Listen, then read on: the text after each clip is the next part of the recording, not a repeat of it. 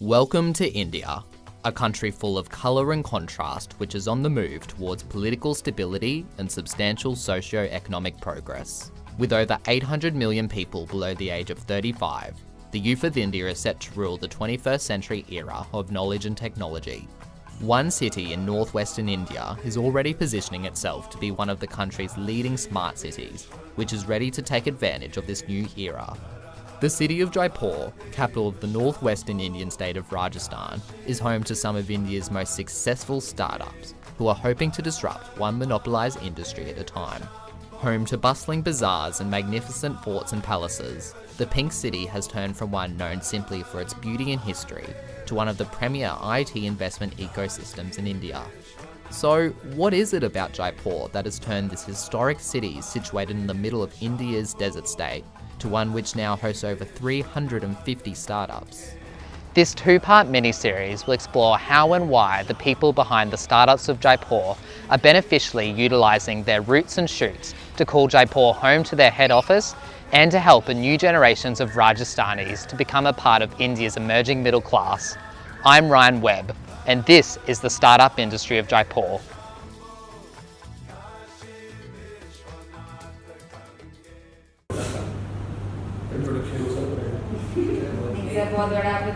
This is the Amity University Entrepreneurship Cell Society, and today some of its members are getting together for their weekly pitch session. Prayas Mittal is the operation lead of the relationship team of the society, and today he and his partner are pitching about a concept to help improve the speed and ease of borrowing and returning library books here at Amity University. Today it may be library books, but Prayas and his partner have big dreams to combine their passion for technology and their home state of Rajasthan to create a startup of their own, based right here in Jaipur. And we want that success in Amity, in Jaipur, in Rajasthan and all over India. Any questions, please?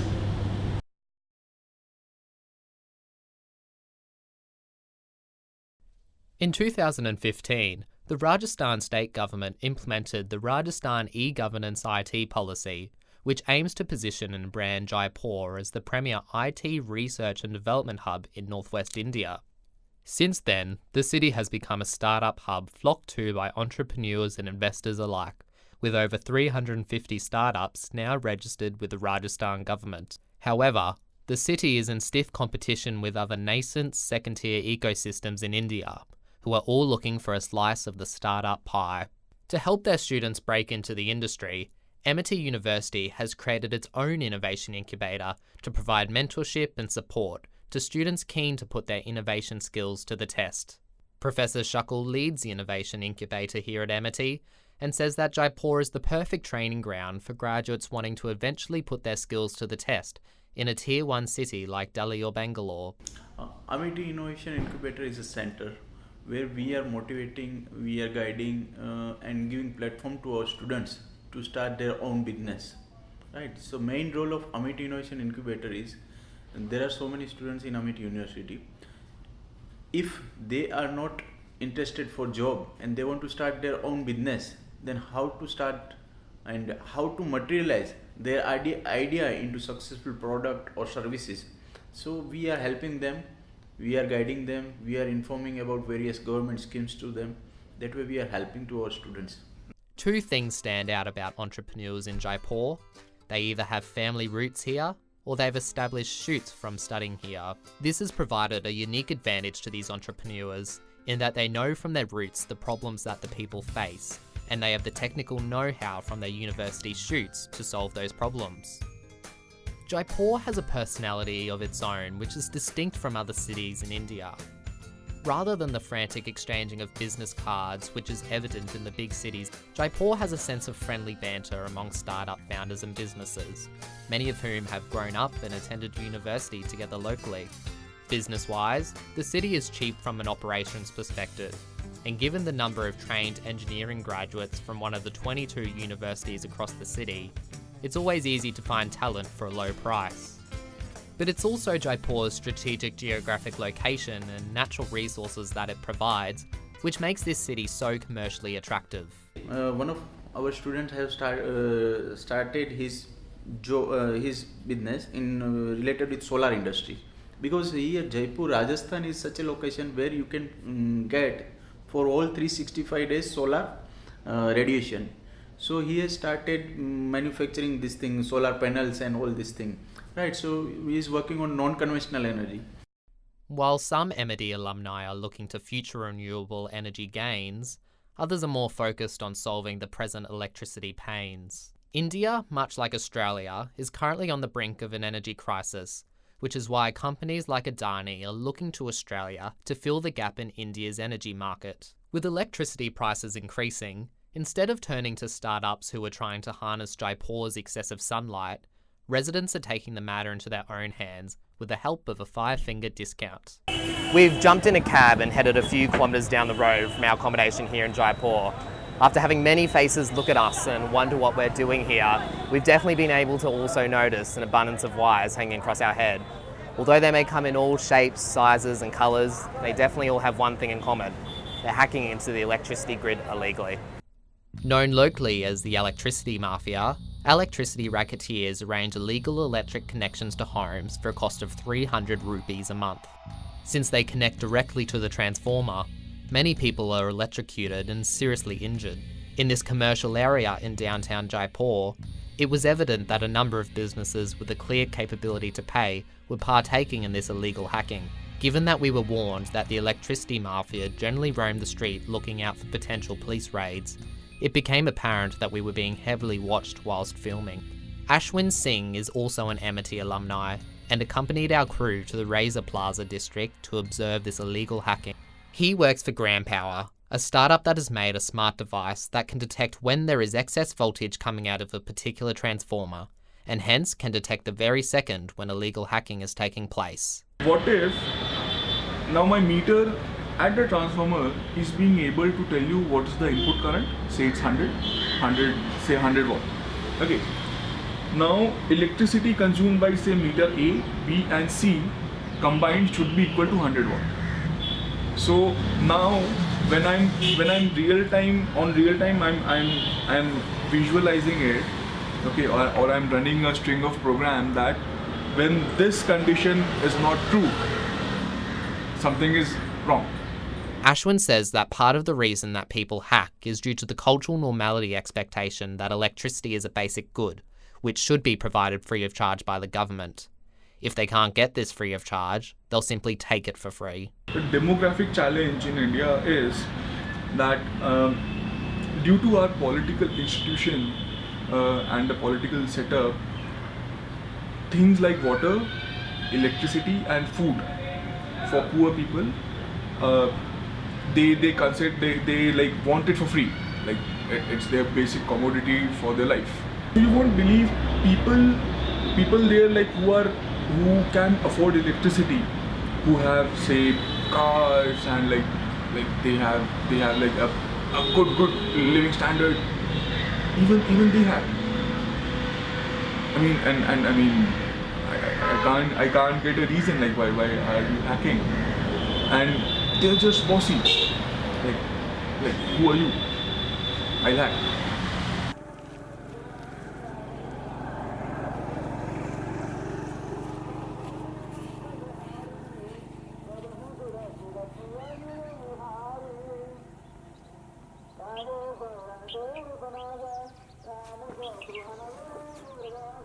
In 2008, the Rajasthan government planted olive trees in Rajasthan for the first time with help of technology from Israel. With the fruiting of olives being the sole aim of the plantation, the leaves of the plants were seen as a waste with no benefit. This presented the perfect opportunity for one startup to conduct research on the potential health benefits that the leaves provided. Because the phytochemical analysis proved that these leaves have a lot of health benefits. They have a lot of anti-inflammatory properties, anti-cancer properties, anti-aging properties. So then we thought of doing something very important with these leaves so that they become consumable to the common man. Sarika Swani is the founder of Alitia Tea, a startup that is using the leaves of olive trees to create a healthy, consumable tea from a product which was originally seen as waste. This is Alitia Farms, the olive grove where the world's first processed olive tea is being created. Situated about 45 minutes outside from Jaipur, This is the first time that tailor-made machinery has been created for the crushing, tearing and curling of olive tea leaves. What's so amazing is that this oasis of greenery is actually situated right in the middle of India's largest desert state, Rajasthan. Whilst the heat may be unbearable for some, the warm climate provides the perfect opportunity for the growing and the production of olive tea plants. It's startups like these based in Jaipur that are seizing the opportunities that the state of Rajasthan naturally provides. With the e-governance policy a key initiative of the government, the support provided by the government has been a large contributor to the success of Aletheia Tea. See, under the auspices of our Prime Minister, Narendra Modi ji, the state governments are giving a lot of support to these startups. So here our Chief Minister Vasundhara Raje ji, she is helping a lot to these startups. If I say what help in the research, then she herself looks after the startups to make them successful. Then we have number of meetings. We call it gram meet. So there are meetings where the farmers are invited, and with the farmers she understands how agriculture can be converted into a complete industry. So this is how the meetings, and then the government is helping a lot in becoming a bridge between the farmers and the entrepreneurs. Despite being based in a Tier 2 city, Sarika says the future looks bright for Jaipur and its startups. If I talk of Jaipur, Jaipur is now moving towards to be a metro city. We have all the facilities here, be it the infrastructure, be it the other connecting means. So I don't think being in Jaipur had ever been a problem here. We are very comfortable being in Jaipur, especially because of the proper infrastructure that we get here. So I don't think so that like being in a city, not a metro city, is any problem to us. It's clear that Rajasthanis have a way with business, which has allowed the city to become known not only for its palaces and forts, but for its hotbed of new ideas that is taking the desert state fast forward into the 21st century. But not all startups are about creating something new. Some are simply about rethinking the way we've always done things to disrupt the status quo. Thank you. So we've just returned from a full day trip out of the olive grove. Basically, we paid our driver $8 for the whole day to take us for an hour trip out, stay around at the olive grove for around 3 hours, and then an hour back into Jaipur. It's 6:30 PM here in Jaipur and it's peak hour. Now, the person that drove us isn't a normal cab driver. They're actually a part of a new startup based here right in Jaipur called Hippo Cabs. Basically, these cabs go from city to city, sort of like Uber, but from going around the countryside in India. As I said, this startup is based here right in Jaipur, another great innovative startup in this city. Hippo Cabs was launched in 2015 with a vision of easing the hardships that commuters faced when trying to book city-to-city travel in northwestern India. Within 2 years of operation, they now operate to 13 cities and have had over 12,000 customers who have taken 25,000 rides. With their office situated in the basements of Sahil Agral's house, the founder of Hippo Cabs, he believes it's their promise of constant reliability, unshakable ethics, and exceptional service that gives them an advantage over their competitors. However, getting Hippo Cabs up and onto the road has not come without its challenges. Although Jaipur has an abundance of engineering graduates from the 22 universities across the city, Sahil believes that traditional university education is not equipping students for a life in startups. No, so the biggest challenge is that there are a lot of engineering colleges in Jaipur, but to be very honest, the quality is not up to the mark. If there are 300 students graduating in computer science from college, if I would want to interview, like even out of those 300, only 3 to 4 would qualify for the interview after the first couple of rounds. They would qualify for the personal interview, and I'm not even sure if they would be eligible to work with us or not. So like currently we have a lot of job openings, but it's very difficult to fill them because there are no right people. Like people do have degrees, but they really do not know the work. They do not have the skill set. So that's something which really needs to be worked on overall. This is echoed by Professor Shukal, who recognises that those who excel don't necessarily need the formal qualifications behind them. The student who has scored first class distinction holder, they are doing job, and students who have scored less marks, average students, he is starting up his industry and he is offering job to first class holder. But not everyone is of the opinion that Jaipur has enough major advantages that outweigh the disadvantages of not being placed in a Tier 1 city. For me, there are a lot of advantages because it's my hometown. Like, I was born and brought up here, I have good enough network, I have my home, I'm living with the family, so I have all those advantages. The living expenses become very low for me. It's not a very expensive city, so it's like, had we started in Mumbai or Delhi or Bangalore, then probably we would not have survived for this long because of the expenses we would have to incur over there. So the biggest advantage in Jaipur is the cost of living, and for me it was also the advantage of living in my home ground. But apart from that, as of now, there are no big advantages of moving to Jaipur and starting in Jaipur. Like there are no like significant, like there are no policies by the government to incentivize any startup to come to Rajasthan or Jaipur specifically and start something of their own. Government did announce a lot of things, but it's all on paper and nothing on ground. However, it's not all bad news for Hippo cabs, who have successfully turned their own pain into a business gain, recognising that people will need to continuously travel to the Tier 1 cities and need a cheap option to get there. Like traveling to and fro again and again, because maximum of the very less companies are there in Jaipur as compared to other cities. Like comparing Indore in Madhya Pradesh and comparing Delhi and Mumbai, Noida. So very less companies are there in Jaipur, so building up networks, building up contacts, scheduling meetings would be a very difficult task. Not every startup will succeed, and not every person has the tenacity to tackle continuous adversity. But for those who do, the payoff is large and extremely satisfying. 90% startups, to launch startup it's very easy, but to survive for a long time, you can say for 5 years, for 6 years, and to convert into successful business, it requires lot of patience, right? So what happened in 90% cases, we have observed that initial time is very crucial. So students need to have some patience to work hard, and there are so many parameters.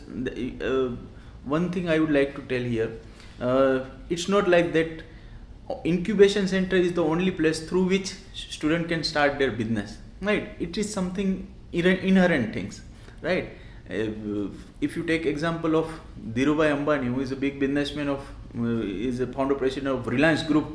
So he has not started business via incubation center or something like that, right? In incubation we are facilitating, we are providing platform, we are guiding them, right? But this is something you can say in his or her genes, then and then he can start something, right? So that type of quality is very rare. You will not find this quality in all the students, right? So that way we are working. Yet, while startup founders try to push the boundaries and eliminate the restrictions of a traditional caste system, the apple never falls too far from the tree, with the Indian startup ecosystem simply a modern version of the traditional system.